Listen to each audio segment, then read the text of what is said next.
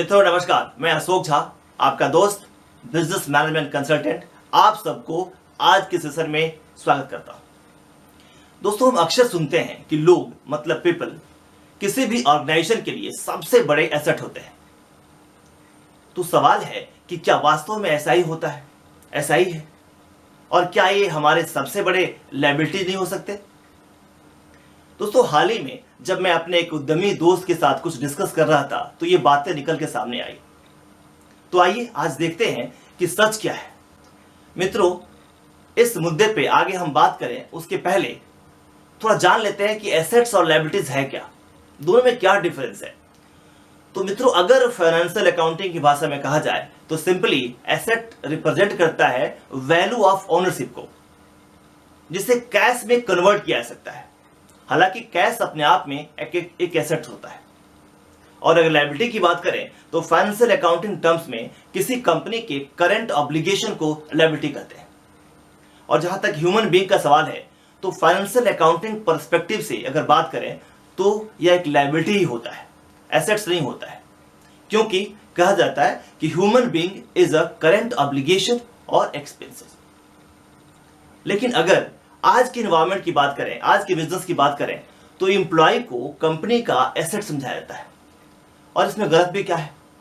जब आज नॉलेज को, वर्क को, कमिटमेंट को और जनरल वैल्यूज को मेजर किया जा सकता है, उसको बढ़ाया जा सकता है, मेंटेन किया जा सकता है ताकि उसे कंपनी के बेनिफिट में कन्वर्ट किया जा सके, तो इसको अगर एसेट कहते हैं तो गलत भी नहीं है। मतलब जितना हम लोग इस पे बातें किए जा रहे थे उतना हम लोग ये कन्विंस हो रहे थे कि people are assets. In fact they are the strongest assets of a company, क्योंकि एक कंपनी अपने लोगों द्वारा ऊंचाइयां छूती है। इसके हजारों उदाहरण भरे पड़े हैं, आप देख सकते हैं। हमने देखा है कि कई सारी कंपनियां उनके एग्जीक्यूटिव्स के सही फैसले के कारण, उनकी कर्मठता के कारण एक गैराज से शुरू हुई, उसके बावजूद आज दुनिया भर में राज कर रही है। लेकिन इसका उल्टा भी तो होता है। कई कंपनियां अपने एग्जीक्यूटिव्स के गलत डिसीजन के कारण राइट ऑफ भी हो गई हैं, शिखर से शून्य तक पहुंच गई हैं।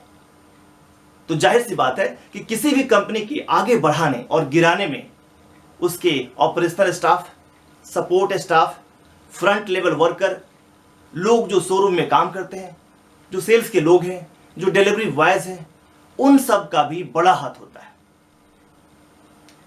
कोई भी कंपनी सिर्फ सीईओ से नहीं चल सकती है। फिर क्या मतलब हुआ? अगर हम अकाउंटिंग की बात छोड़ दें तो सामान्य अर्थों में बात करें तो पीपल एसेट्स भी हैं और लायबिलिटीज भी हैं। मतलब साफ है कि अच्छे लोग, परफॉर्म करने वाले लोग यदि एसेट्स हैं तो बुरे लोग, नॉन परफॉर्मर लोग किसी भी कंपनी के लिए सबसे बड़े हानिकारक, नुकसानदेह या लायबिलिटी हो सकते हैं।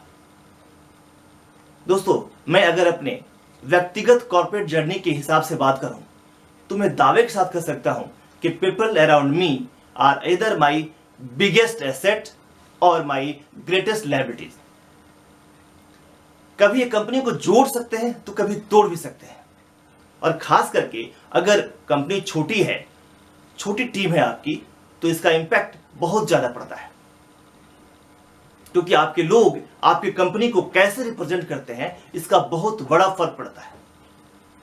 तो साफ हो गया है कि only good people are assets and rest are liabilities. ये सच है कि people are not assets like tangible fixed assets such as equipment. People can't be owned, people do not depreciate. If they are assets, people are intangible assets. ये intangible assets है। और दोस्तों, मैं GDP की बात करूं तो 1980 से अगर 1985 या 95 की तक की बात करूं तो जहां जीडीपी का एक बड़ा हिस्सा, लगभग 88% टेंजिबल एसेट्स से एसोसिएटेड था, तो आज की बात करें तो जीडीपी ग्रोथ का एक बड़ा हिस्सा टेंजिबल एसेट्स से शिफ्ट होकर के इनटेंजिबल की तरफ आ गया है। मतलब इंप्लॉय पे आ गया है, लोगों पर आ गया है। और यही कारण है कि आजकल training, development, knowledge and engagement पर कंपनियां ज्यादा से ज्यादा जोर देने लगी हैं। तो मेरी सलाह है कि आप अवश्य अपने लोगों को पहचानें कि वे आपके बिजनेस के लिए एसेट्स हैं या फिर वो लायबिलिटीज हैं। और इनको बेहतर एसेट्स कैसे बनाया जा सकता है। दोस्तों वैसे दूसरे वीडियो में मैं उनकी पहचान की बात करूंगा, उसके पहचानने के उपाय बताऊंगा और उनको डेवलप करने के तरीके ही बताएंगे, ताकि आप समझ सकें कि वे एसेट्स है या लायबिलिटीज और उनको कैसे डेवलप किया जा सके। वैसे अगर आप इससे संबंधित कुछ भी जानना चाहते हैं, पूछना चाहते हैं, तो आप इसमें हमारे दिए गए मेल पे या व्हाट्सएप नंबर पर लिख के भेज सकते हैं। हमें आपको सहायता करते हुए, बताते हुए बड़ी खुशी होगी। तो दोस्तों मिलते हैं इसी तरह की किसी और सेशन में। तब तक आप सबको नमस्कार। आप सब स्वस्थ रहें, अपना ध्यान रखें।